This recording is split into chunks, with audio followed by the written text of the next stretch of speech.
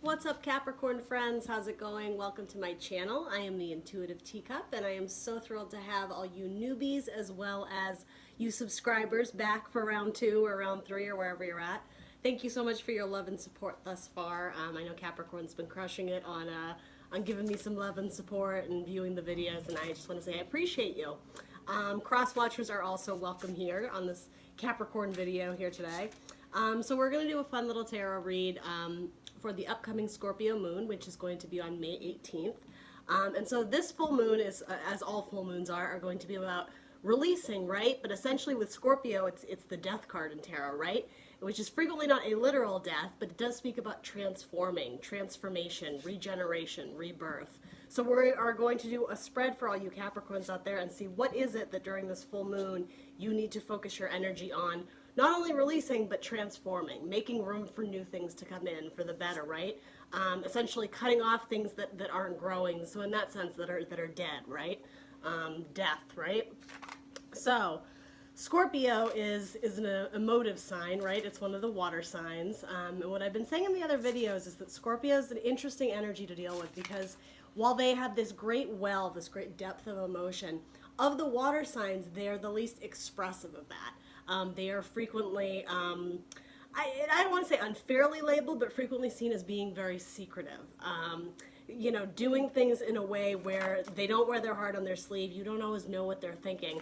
But that's because they are taking in the world around them, Scorpios. They are being informed how to feel based on what they're seeing around them, right? So it is very deeply based in this emotive energy. And, you know, they're water signs, so yes, they're sensitive, they're psychic, but yeah, there's a great amount of feeling that comes with that full moon, the intuition. So we're all sort of going to be in that scorpionic energy. So it's going to be interesting to deal with. Scorpio also rules the house of sex, right? Sexuality. So I also think that there's going to be a need to come into everybody's power again. Scorpio is like a powerhouse sign, right? Like you don't F with a Scorpio, right? Because they have that stinger, right? They will lash back if they need to. But where I was going with that is there's a need to come into our power and our confidence. So that might be sexual power, sexual confidence. But even if that's just coming into your own and feeling proud, feeling confident of who you are, that's gonna be important here with the Scorpio moon, because being in that confident energy is going to not only help you to realize what isn't serving you, but allow you to transform it and let go. All right, so I've rambled quite a bit, but let's jump into your reading, Capricorns. So this is a general reading. Not everything I say is going to resonate with everyone out there, and that's totally fine. So please do only take away messages for your best and highest good, right? And you will know what those are. Always follow your intuition on that. If it's not your story, drop it like it's hot, right? You don't need it. So that being said, do check your sun, moon, rising, and Venus signs for additional messages. There will be a link in the description box below on how to do all that, as well as everything else you're going to need to know about this channel. So that will include the decks I'm using, the social media, etc., etc. So without further ado, let's help our Capricorn friends out during the Scorpio full moon. What do they need to know? What are the messages for their best and highest good that we can deliver to the Capricorns out there?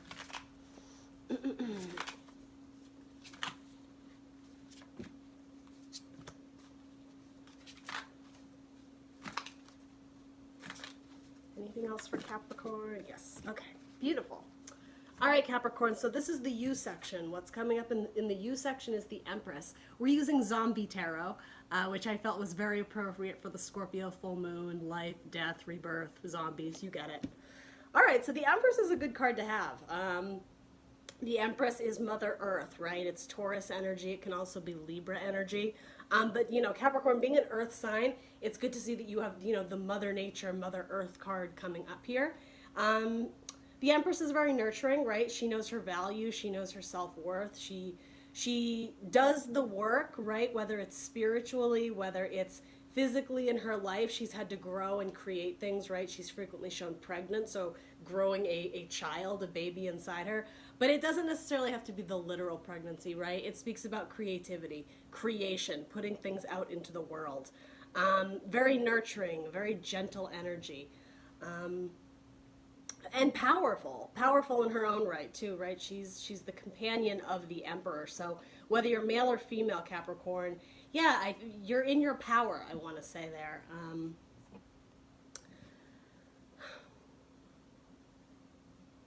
Yeah, I get the impression that maybe you're doing good things in your community. You're helping people out. You've taken on some sort of role.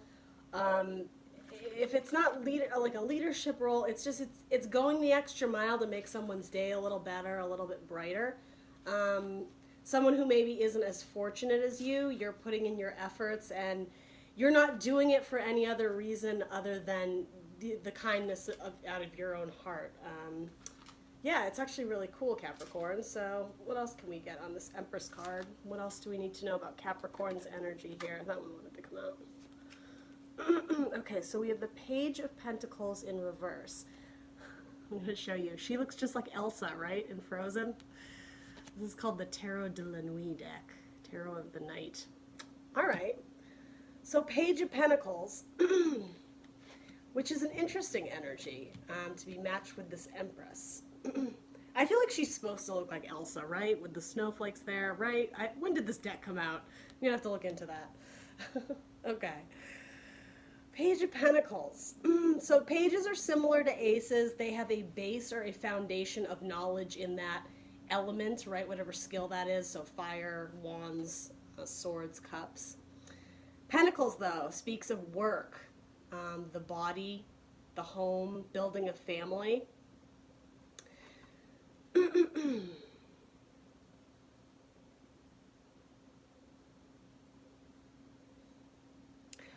Okay, so there's something to this with the weather, which seems very unusual, but the Empress here is, she's always shown in lush green nature, right? Things are blossoming, things are blooming. Here she's gardening, right? She has flowers.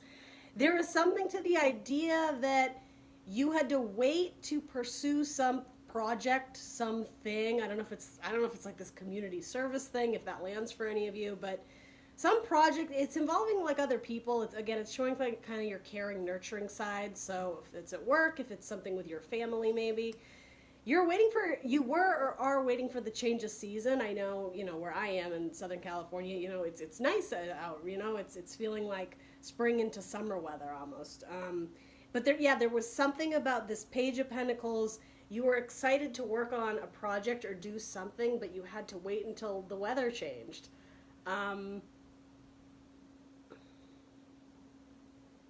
You had the idea, like it was conceived in your mind, right? But it couldn't be put into action yet until, if it's not a changing of the season, like literally, it's a passing of time. There was some idea that you wanted to take and run with it, but you were being held back until the proper time. I know that's incredibly vague, but that's just what I'm getting here. All right, so let's move on. We'll revisit this and see how that all comes into play. So this section of the spread is going to be what needs to be released and transformed, right, with the Scorpio moon. So you have the Wheel of Fortune. That's fantastic. Great card. I love that. You have the Wheel of Fortune, and then you have the Two of Swords in reverse. Okay. We'll show you upright. These are so wacky. I feel like I need to put a disclaimer that I'm not into like guns and violence and all that. I just know that there's going to be someone in the comments like, how could you? Anyway, Zombie Tarot. Let's take it with a grain of salt, right? Okay, so what needs to be released? So again, going back to this changing of season, something was blocking you because it wasn't the right time. The Wheel of Fortune does talk about time and cycles. Certainly it can speak about seasons or the changing of the year, a closing out of a cycle. The Two of Swords, it's air energy, so Gemini, Libra, Aquarius. It talks about having to make a decision intuitively. It doesn't have to do with what you're seeing, but more internally, what you're feeling. And again, it's something about being able to take action.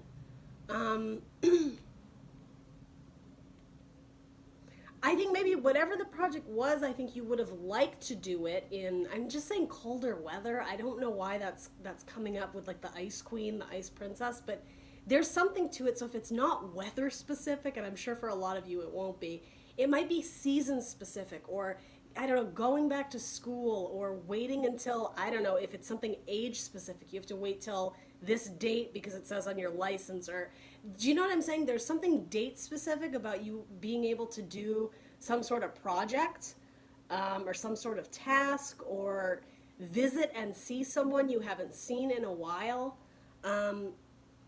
What's needing to be released is this waiting for the clock to tick, this waiting for time to pass.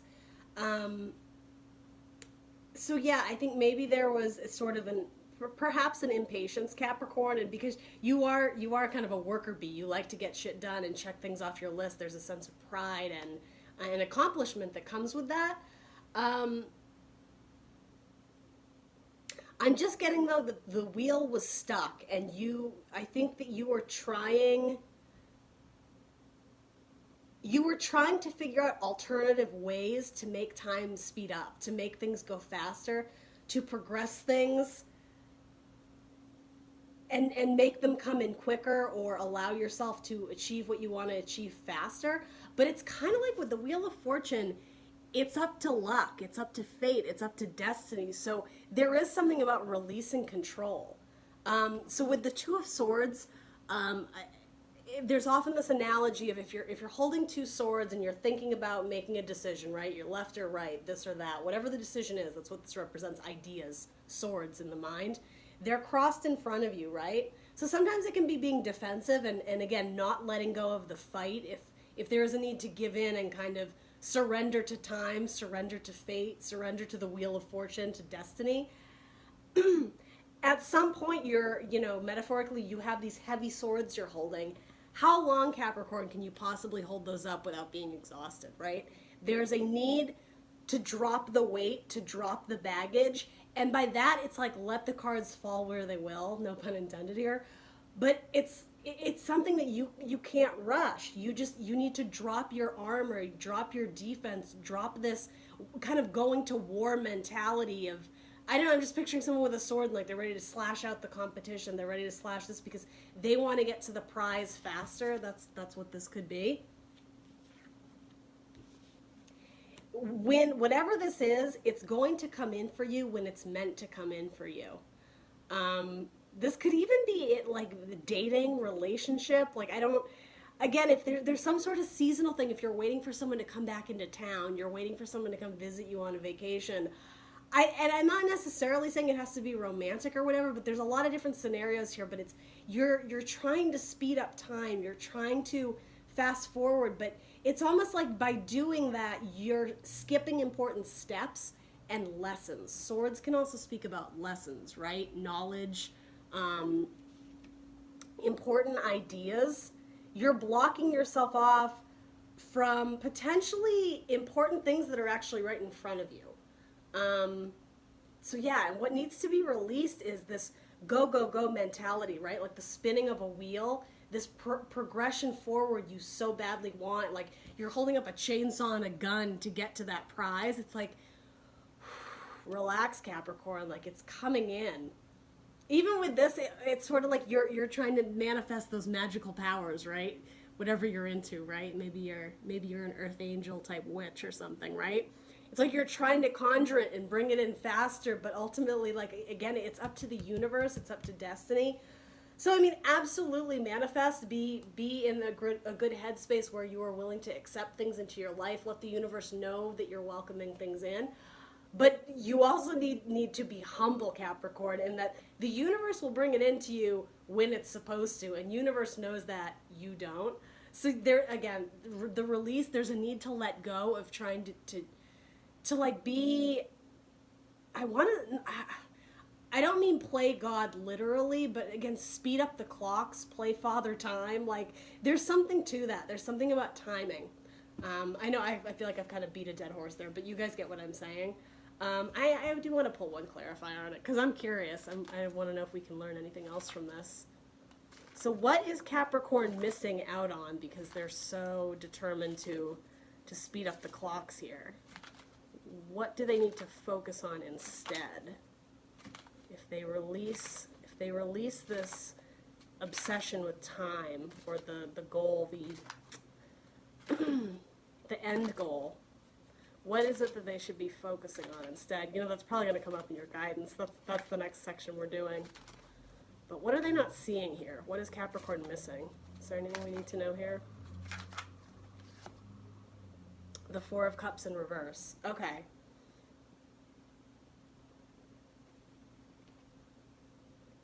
Four of Cups. So different interpretation of the Four of Cups, but it does sort of represent the idea of boredom, complacency. The Four of Cups, it's like you have three perfectly good cups in front of you, but they're just not doing it for you. You're just not satisfied. You're like, I can do better. I want more. So with the Four of Cups, frequently the idea of the universe handing you a cup, it's right in front of you, but you're not seeing it. And I was sort of saying that too with, it's like he's got a blindfold on, so he's not seeing these two guys attacking his legs, right? But the thing is, it's not like you're missing things that are doing you damage. It's the opposite. It's like people around you are seeking opportunities. And you know how I was saying, like, you're helping people, but there had to be a change of season to do it? Again, take it as it resonates, but there's people you can help now who are just as deserving, or who just need your help just as much, or in a similar capacity, need your talents, need your advice, need your whatever.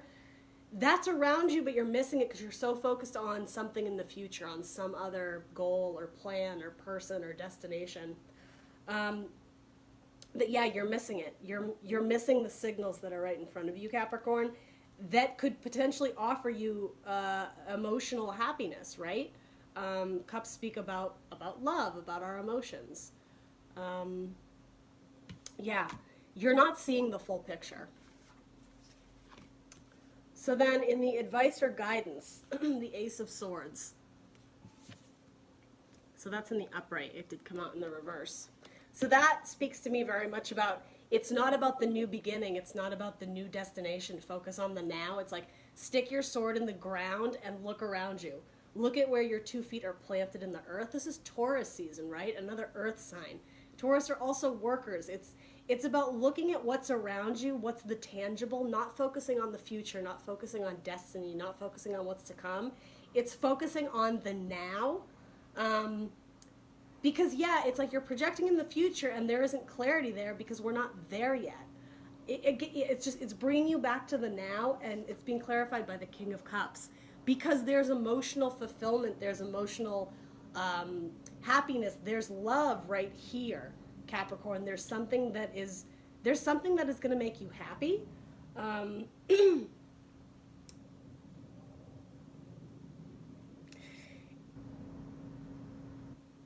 If you could just get your head in the right spot, you're not focusing on what's important. It's like you've got your head in the clouds, you've got your head underwater. You're focusing on the past or the future. You're not focusing on the now.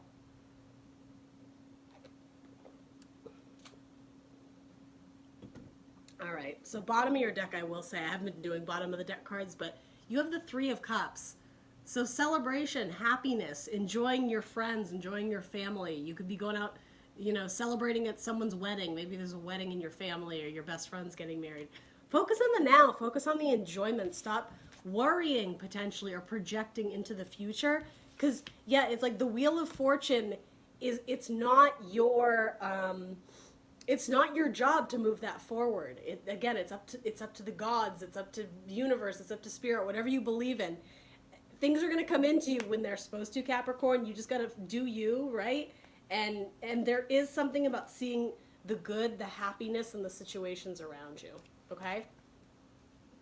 So, I will pull you guys an oracle card. We're doing something a little different this time around. I'm going to pull an oracle card, and then we're going to talk about it on Instagram. So if this was enough for you, if this gave you some clarity, some insight, fantastic.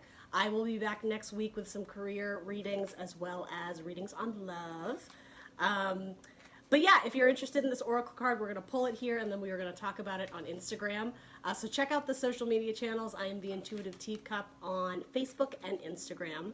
So I will see you over there shortly. What oracle card can we get for Capricorn to go along with this spread, please? What can we get for Capricorn?